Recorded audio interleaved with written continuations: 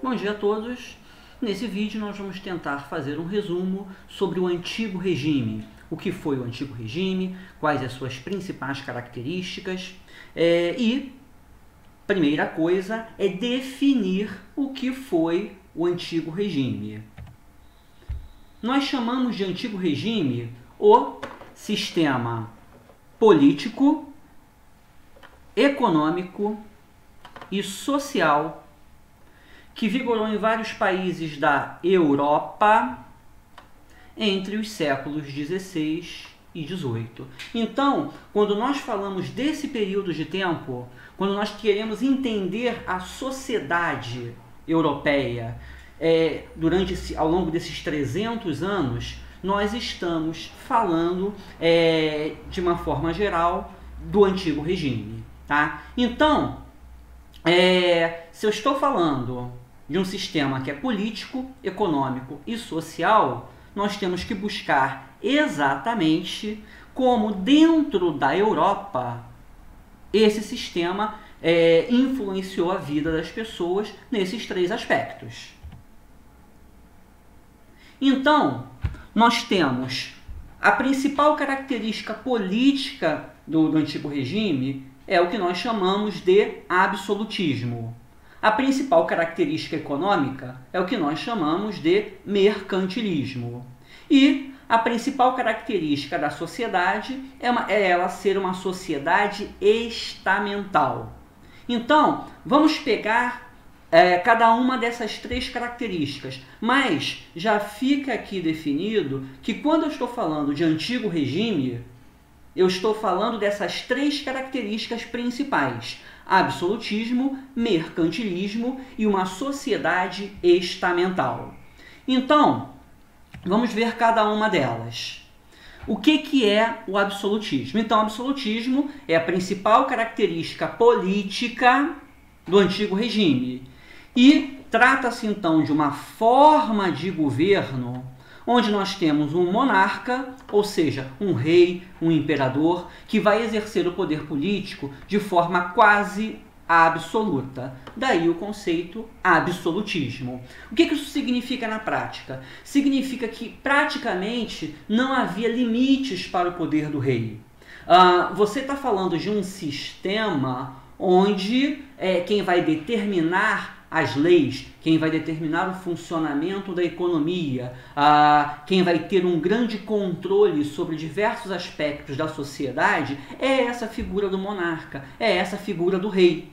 Tá? Então, quando eu digo que é quase absoluta, é porque o rei também não pode fazer qualquer coisa. Tá? Você tem uma sociedade que é uma sociedade profundamente religiosa. Então, a Igreja Católica ela tem poder dentro dessa sociedade. A nobreza, ela desfruta de algum poder.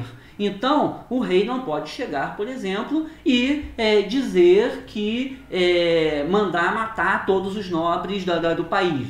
Tá? Por quê? Porque você vai ter ali, claro que uma reação. Você também não vai chegar o rei não vai chegar e se proclamar ateu.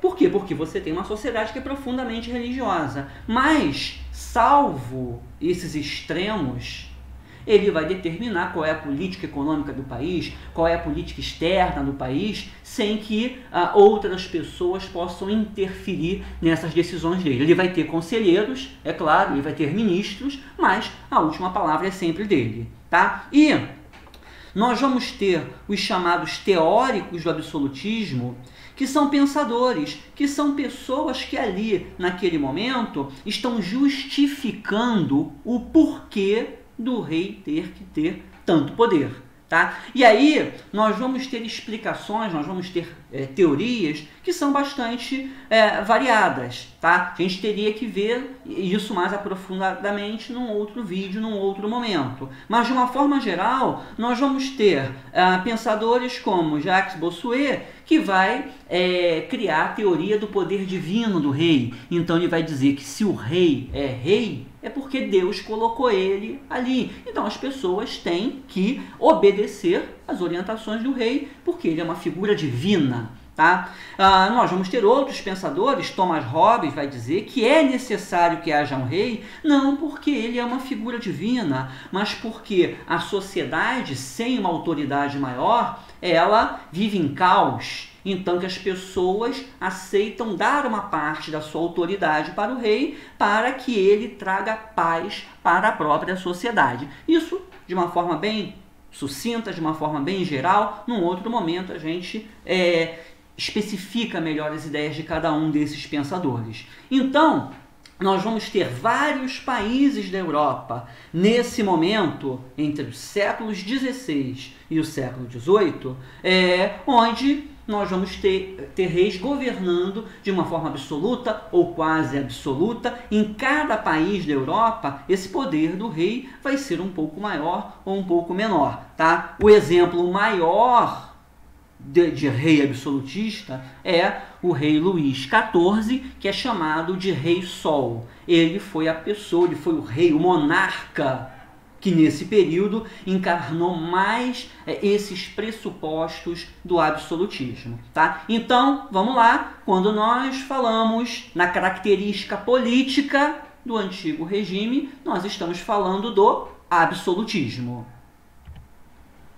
Já quando nós falamos da característica econômica do antigo regime, nós estamos falando do mercantilismo. E o que é o mercantilismo? Mercantilismo, na verdade, é um conjunto de práticas econômicas que tem como principal característica a forte intervenção do Estado na economia. Ou seja, não havia liberdade econômica. O funcionamento da economia, ele era quase que completamente determinado pelo governo. No caso ali vai estar relacionado diretamente, está intrinsecamente com a figura desse rei. E o mercantilismo, ele vai ter algumas práticas que todos os países vão exercer em maior ou menor grau, tá? Mas mais determinantes algumas em alguns países do que outras. Então, por exemplo, nós temos o metalismo. O que é o metalismo? É a crença de que quanto mais metal precioso aquele país possui, mais rico, mais poderoso ele é. Então você vai ter uma corrida por se acumular ouro, prata e outras pedras preciosas, metais preciosos. Nós vamos ter, nesse momento, vários países tentando ampliar as suas manufaturas. Então, o que são manufaturas? São fábricas, não no sentido que a gente entende hoje de grandes fábricas, mas são estabelecimentos que vão produzir mercadorias que vão ser comercializadas. Então, alguns países vão investir bastante nessas manufaturas para tentar ampliar o seu comércio. Tudo isso tem como objetivo a manutenção da balança comercial favorável, ou seja, a crença de que você deve exportar muito e importar pouco, vender muito e comprar pouco. Então, se você tem muitas manufaturas, você vai ter bastante produto para vender. Se você tem poucas manufaturas, você vai precisar comprar de fora esses produtos. Tá? E para manter essa balança comercial favorável, esses países eles vão realizar uma política que é protecionista. Então eles vão criar impostos alfandegários, por exemplo, taxando os produtos que vêm de fora para tentar tornar os produtos do próprio país mais e mais competitivos. Para isso eles vão estabelecer muitas vezes monopólios. E uma característica fundamental disso, para todas essas práticas, nesse momento, era o colonialismo, ou seja, possuir colônias. Então, gente, mais uma vez, entre os séculos XVI e XVIII, vários países da Europa vão procurar possuir a maior quantidade possível de colônias. Por quê? Tendo colônias, você vai ter minas, onde você vai ter metais preciosos, você vai ter um mercado consumidor para os produtos dessas manufaturas, Com isso, a tendência é que você mantenha essa balança comercial sempre favorável, tá? Então, nós vamos ter aqui Portugal, Espanha, França, Inglaterra, buscando possuir a maior quantidade possível de colônias, tanto na América, quanto na África, quanto na Ásia, para poder ter essas práticas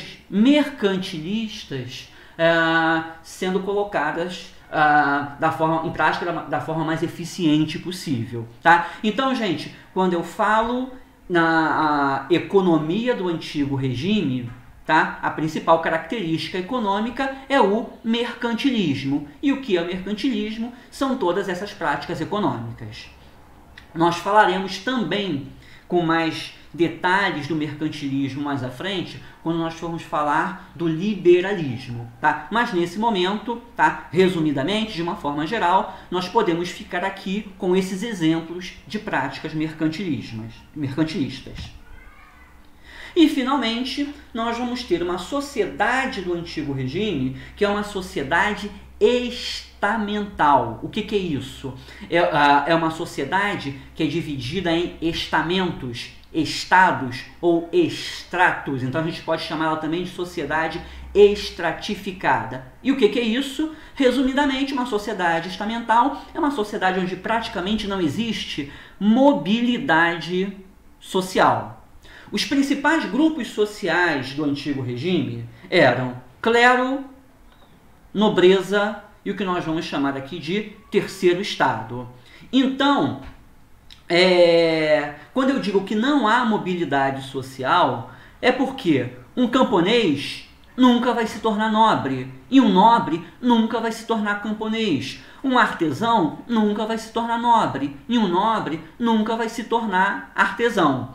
Quando eu digo que praticamente não existe, é porque clero, quando eu falo em clero, eu estou falando dos membros da igreja, tá? Então, clero, em teoria, é proibido de se casar, né? Então você poderia até ter padres que tinham amantes, tudo mais, mas isso era algo irregular dentro daquela sociedade. Então nós vamos ter membros da nobreza que podem sim entrar no clero, mas de uma forma geral é uma sociedade onde aqueles que têm privilégios sempre vão ter privilégio e aqueles que não têm privilégios nunca vão entrar nas classes com privilégio. Então, quando eu falo no terceiro estado, eu estou falando de camponeses, artesãos, burgueses. São aqueles que correspondem, no caso da França, do antigo regime, a 98% da população. Pagavam praticamente todos os impostos. Por quê? Clero e nobreza eram isentos de impostos. Então, é uma sociedade onde há aqueles que têm privilégio e aqueles que não têm privilégio. Tá? E aí, durante os séculos XVI e XVIII, a sociedade europeia funcionou basicamente dessa forma e nós vamos ter com isso esse terceiro estado, esse grupo de camponeses, artesãos, burgueses, sendo profundamente explorados. Vocês vão ver com frequência essa imagem e imagens semelhantes, onde nós vamos ter cada uma dessas pessoas aqui representando um desses estados. Então nós vamos ter essa figura aqui representando o clero, essa outra figura representando a nobreza, e os dois estão sendo sustentados por quem? Pelo terceiro estado, que é aquele que é explorado profundamente pelos outros grupos sociais. Tá? Então, nós temos o antigo regime como uma sociedade profundamente desigual. Alguém pode falar, mas não é assim até hoje? Sim, é assim até hoje. Mas naquele momento, aquilo era uma coisa que era mantida pelo Estado. O rei, tá? Toda a estrutura econômica, elas funcionavam para que isso fosse mantido. Então, gente, nós tentamos falar aqui, bem rapidamente, bem resumidamente, sobre o antigo regime e sobre as suas principais características. Tá? Quando eu falo, portanto, de antigo regime, eu estou falando desse sistema político europeu, que vigorou entre os séculos XVI e XVIII, que tem como principais características o absolutismo no campo político, o mercantilismo no campo econômico e a sociedade estamental no campo social. E vamos lembrar aqui que, como o continente americano nesse momento ele era formado por colônias dessas potências europeias, toda essa estrutura ela vai se reproduzir também no continente americano, ou pelo menos na parte do continente americano que naquele momento estava sob o rígido controle dessas potências europeias. Ok? Então, gente, num próximo momento, então, nós iremos esmiuçar um pouco algumas dessas características.